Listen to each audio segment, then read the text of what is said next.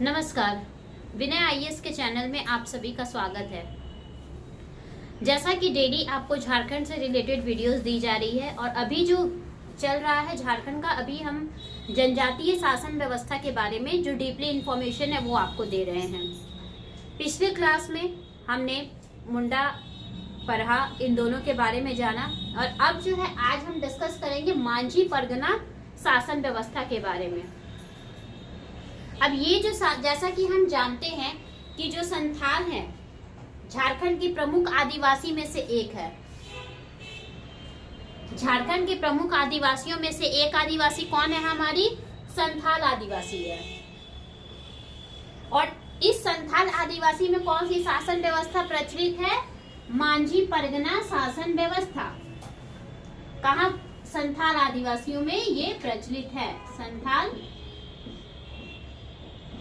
आदिवासी, संथाल आदिवासियों में ये प्रचलित है।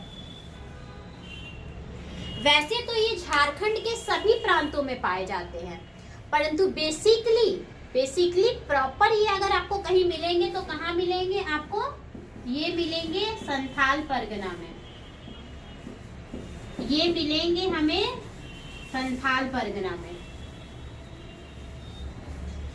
इनकी जो शासन व्यवस्था है, ये पारंपरिक शासन व्यवस्था, ये शुरू से काफी प्रचलित है और अभी तक प्रचलित है कि इनकी शासन व्यवस्था में रूल्स एंड रेगुलेशंस का काफी महत्व होता था और लोग इसे फॉलो भी करते थे। क्यों? जनरली रूल्स एंड रेगुलेशंस हर जगह बनाए जाते हैं तो हर जगह फॉलो अप होते हैं नहीं, लेकिन क्यों फॉलो करते थे? इसमें कुछ तो प्रॉफिट होगा, लोगों को इसके प्रति आस्था होगी, लोगों को इनकी शासन व्यवस्था में विश्वास होगा, तभी लोग इसको फॉलो अप करते थे।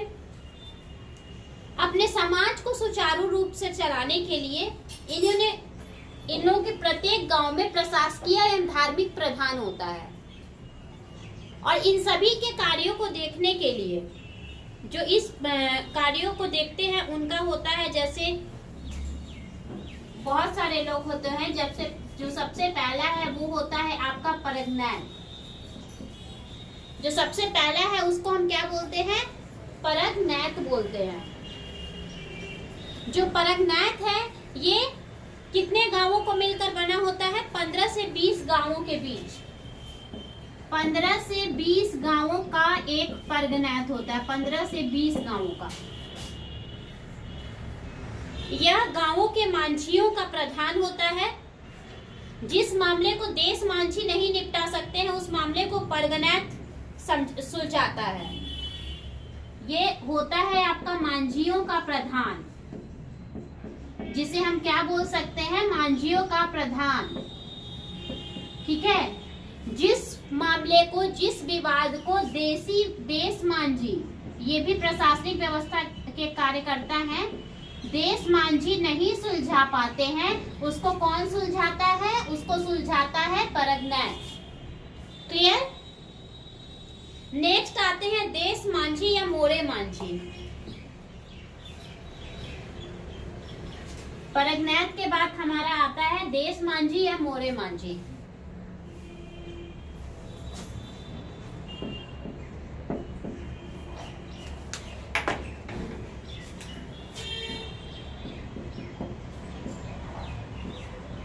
या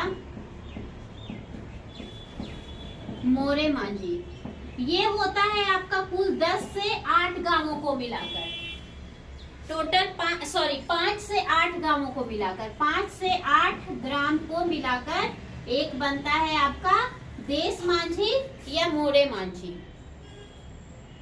यदि किसी मामले का फैसला मांझी नहीं कर सकता है तो उस मामले को मांझी के द्वारा कहाँ लाया जाता है? देश मांझी में लाया जाता है। और 5 से लेकर 8 जो मांझी है वो इसका फैसला करते हैं, जिसे क्या बोला जाता है? मोरे मांझी बोला जाता है। जो तीसरा कार्य करता है वो होता है मांझी।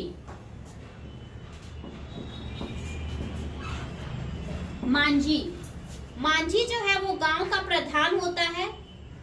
ये गांव के आंतरिक एवं बाह्य दोनों प्रकार के कार्य का प्रतिनिधित्व करता है। इंटरनल एंड एक्सटर्नल दोनों वर्ग का प्रतिनिधित्व करता है। इसे गांव का प्रशासनिक, व्यावसायिक तथा लगान लेने का अधिकार है। ये लगान भी लेता है। वो लगान किस तरीके का होता है? प्रशासनिक हो या फिर व्यावसायिक हो, ये सभी लगान लेने का अधिकार किसको है? मांझी को है। जो नेक्स्ट है वो हमारा है प्राणिक। प्राणिक जो है ये भी होता है आपका ग्राम सभा जो है उसका मेंबर होता है। ये ग्राम सभा का मेंबर, इसे उप मांझी कहा जाता है। मांझी की उपस्थिति में जो भी कार्य का देखरेख होता है, जो भी कार्य देखने का कार्य होता है वो किसका होता है? प्राणिक का होता है। प्राणिक होता है वो सारे कार्यों को देखता है। ये किसी भी अपराध का दंड निश्चित करता है। दंड भी वही माना जाता है जो प्राणिक के द्वारा निश्चित किया जाता है। नेक्स्ट है आपका गोराइत। नेक्स्ट है हमारा गोराइत। गोराइत जो है वो जनरली मांझी के सचिव के रूप में कार्य करता है। जो हमारा गोराइत है, नेक्स्ट हमारा जो था गोराइत, ये होता है किसका सचिव होता है? ये होता है हमारे मांझी का सचिव। मांझी के सचिव के रूप में कार्य करता है। मांझी के कहने पर ये गांवों में बैठकी कराता है। उससे बैठकी कराने से पहले ये सारे गांवों में सूचित भी करता है कि हाँ यहाँ पे बैठकी है, इस मामले को लेकर यहाँ पर ये फैसला होने वाला है। गांव में पूजा पाठ में खजांची का कार्य करता है, चंदा उठाता है तथा पूरे गांव का जो पॉपुलेशन है, पॉपुलेशन रिकॉर्ड आपको किसके पास मिलेगा? ये मिलेगा आपको गोराइत के पास। अब आता है हमारा जोग मांझी। जो हमारा जोग मांझी है, नेक्स्ट प्रशासनिक कार्यकर्ता हमारा जो जोग मांझी है, ये मांझी का उप सचिव है। मांझी का उप सचिव कहा जाता है इसको। गांव के शादी विवाह का हिसाब किताब किसके पास रहता है? शादी विवाह को लेकर जो भी खर्च होता है वो किसके पास रहता है? हमारा जोग मांझी के पास रहता है। ये युवाओं का नेता कहा जाता है। शादी विवाह में युवा लड़के लड़कियों का नेतृत्व करता है। शादी विवाह का जो विवाद है, इससे संबंधित निर्णय भी कौन लेता है? जोग मांझी लेता है। इसीलिए इसे युवाओं का नेतृत्व करने वाला कहा जाता है। नेक्स्ट जो है वो हमारा है जोग प्राणिक।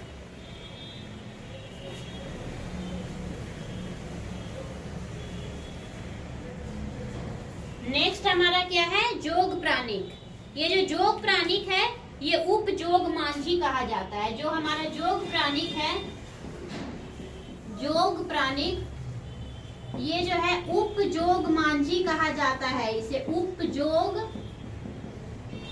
मांझी, उप जोग मांझी का दर्जा जो है ये इसे दिया गया है। जोग मांझी की अनुपस्थिति में जो है ये जोग प्राणिक जो है वो सारा फैसला लेता है।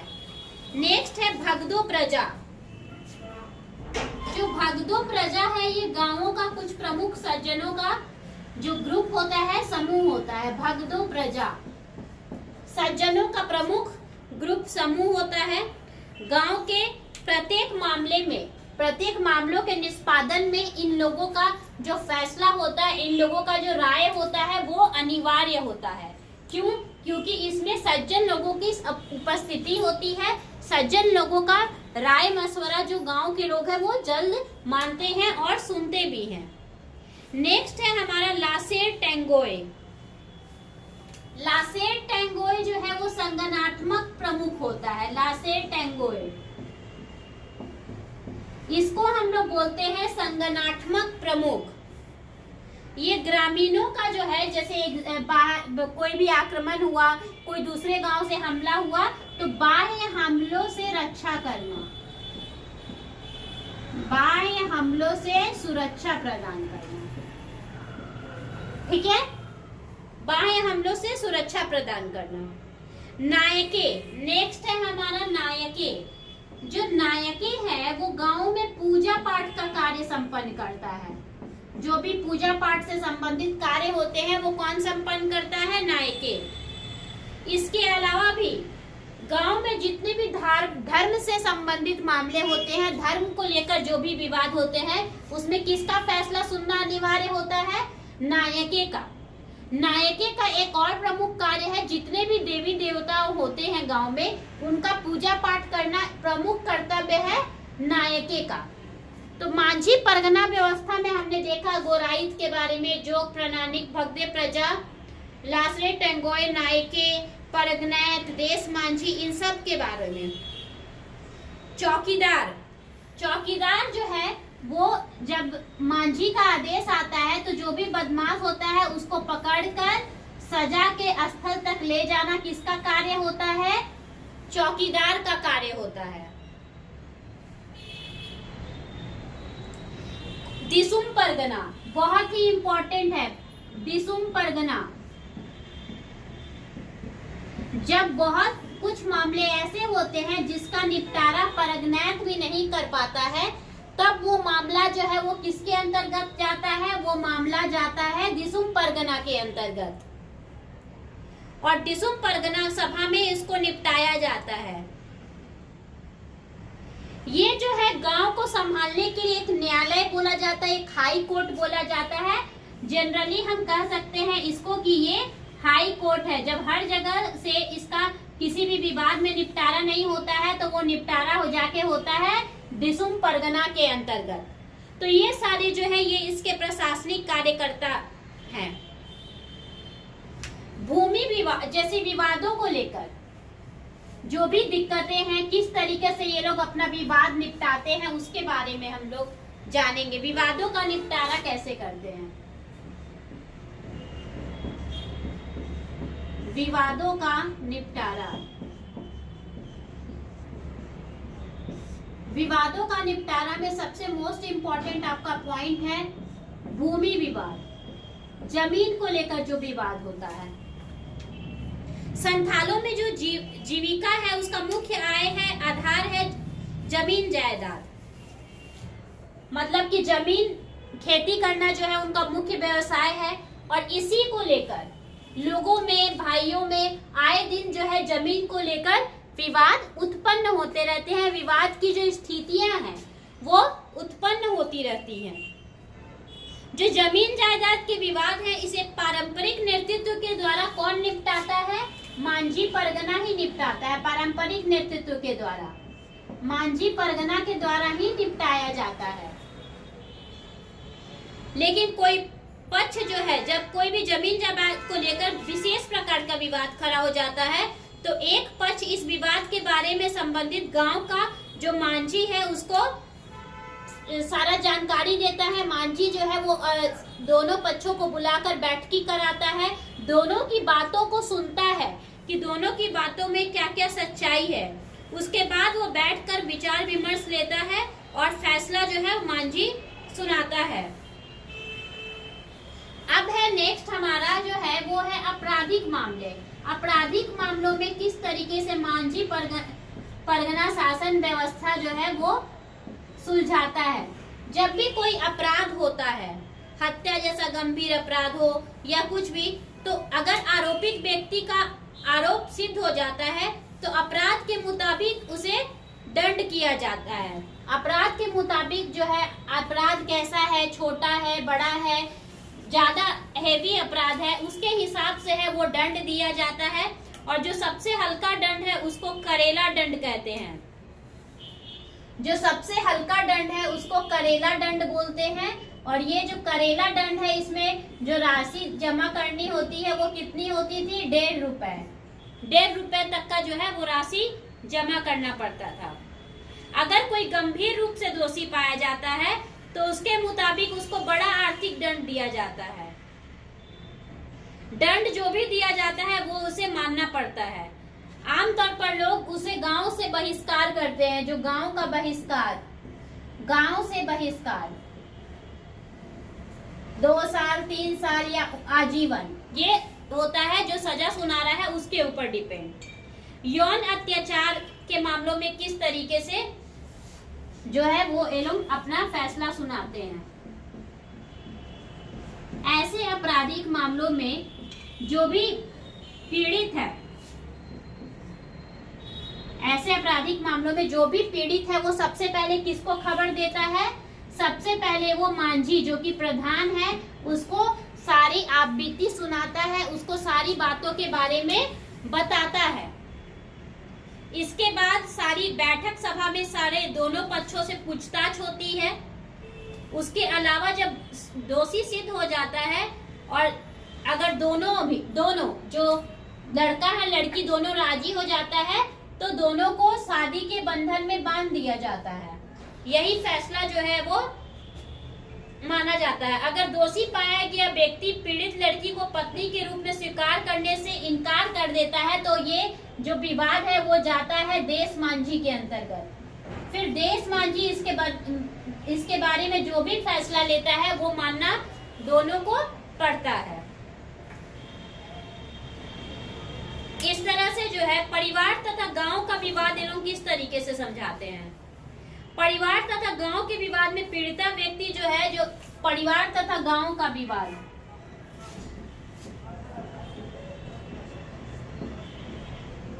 परिवार तथा गांव का विवाद, इसमें भी जो पीड़ित व्यक्ति है वो सबसे पहले किसको खबर देता है? सबसे पहले जो है वो मांझी को खबर देता है। मांझी सभा बुलाकर सबके बारे में सुनता है। उसके बाद जो है इसमें मांझी गोराई सब मिलकर बैठकर सलाह मशवरा करते हैं। अगर किसी मामले को देश मांझी भी नहीं सुलझा पाता है तो वो डायरेक्ट जाता है परगनाथ के पास। तो ये जो था ये सारा इम्पोर्टेंट फैक्ट्स था जो मांझी और परगनाथ है। मांझी जो है वो परगनाथ के अधीन काम करता है और परगनाथ के आदेश का पालन करता है। तो ये जो है ये सारे इम्पोर्टेंट फैक्ट्स थे। अब इससे रिलेटेड जो है मैं कुछ क्वेश्चन आपको बता रही हूँ, उस क्वेश्चन को आप नोट डाउन कर लीजिए। जो परगनाथ होता है वो कितने गांव का प्रधान होता है? परगनाथ कितने गांव का प्रधान होता है?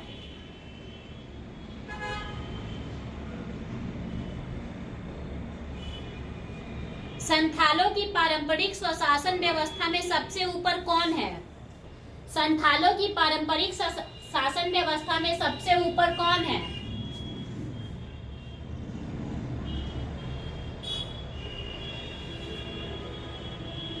मांझी परगना शासन व्यवस्था में आंतरिक एवं बाह्य मामलों के निष्पादन में गांवों का प्रतिनिधित्व कौन करता है?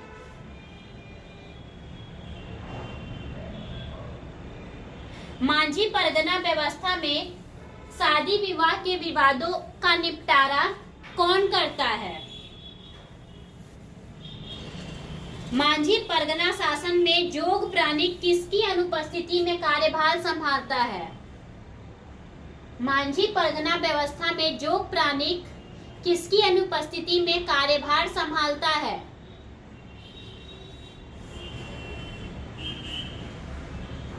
मांझी परगना शासन व्यवस्था में दिसुम परगना किसके ऊपर होता है?